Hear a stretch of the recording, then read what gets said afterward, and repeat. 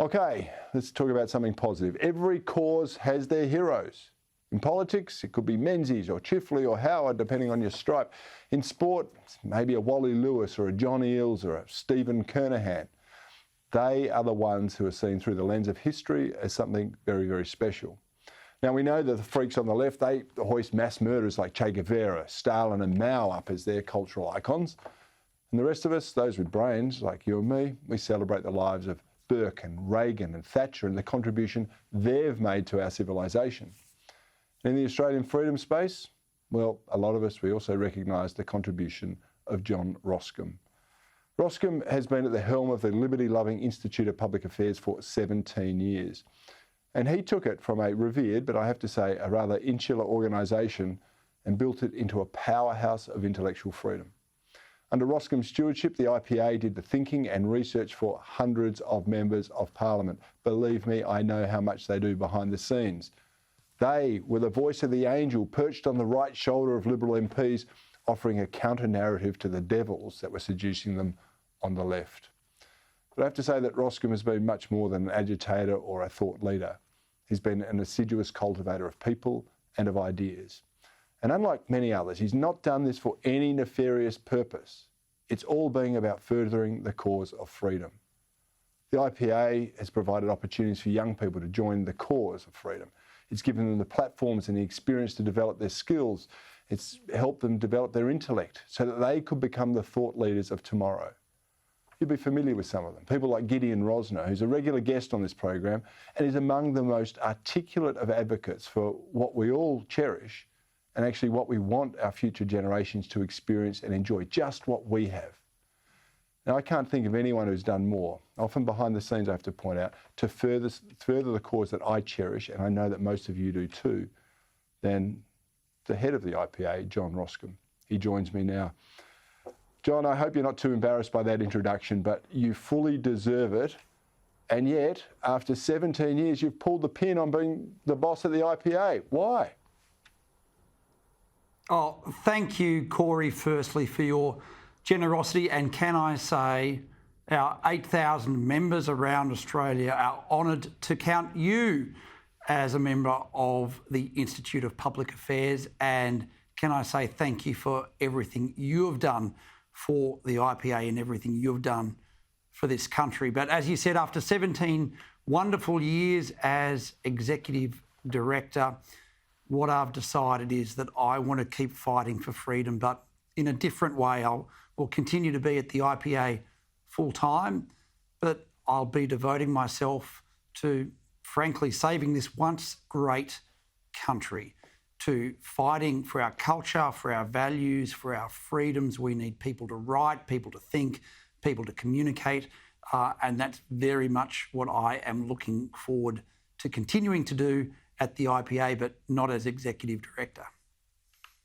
Well, I've got to say that's music to my ears, and I know it will be to many others because, being an Executive Director takes up a lot of administrative role and you've cultivated people along the way.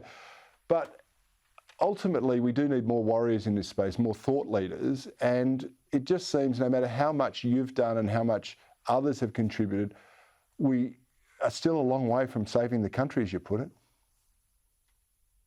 Well, Cory, we are, and I think those on the centre-right, whether libertarian, conservative, classical, liberal, we've got to understand a couple of things, that if you don't fight for your freedoms, you will lose them. And I do believe that for a long time we took our freedoms for granted. I mean, I remember starting at the IPA having to explain to Liberal MPs why freedom of the press was important when Julia Gillard wanted to impose government censorship. I remember explaining to MPs on both sides of the House why it shouldn't be unlawful to offend someone in a free society. I think we've had too many people intimidated, and I think there's safety in numbers. And one of the things the left does very well is they protect one another, they cultivate institutions, and they cultivate ideas. And we need to keep on doing that, because right now we are in a fight of our lives. We are, John, and I've never been more despondent, quite frankly, to see our freedoms eroded. And the left, do it much more professionally, I've got to say, than the right, particularly in politics. You get a centre-left government or a hard-left government, they throw hundreds of millions of dollars at think tanks that have enduring powers. They install their activists right through the public service and into all the institutions. They never get freed from those. And yet, one of the lone think tanks and activist organisations we have, the IPA, doesn't take money from government. It relies on membership and support. Where is the government funding the alternatives to the left's Australia Institute and the Grattan Institute, the Conversation? Why aren't they building institutions to protect freedom and defend our culture and values?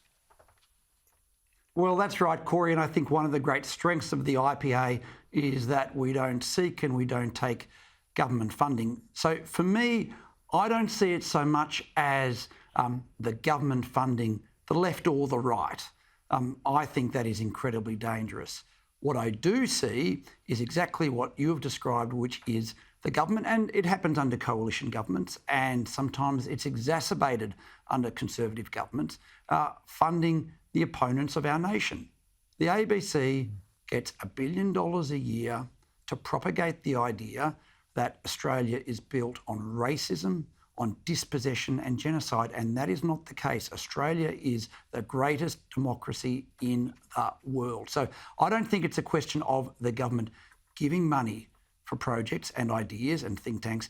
It is the idea of government to not be funding programs and projects and activities and institutions that demean and denigrate our country. And whether it's funding, whether it is the national curriculum that every child in Australia has to study, which in its history program says not one positive thing about this great country that we live in. And that is literally, as we've spoken about, Cory, the reality. So governments have to understand what to do, and coalition governments must understand this.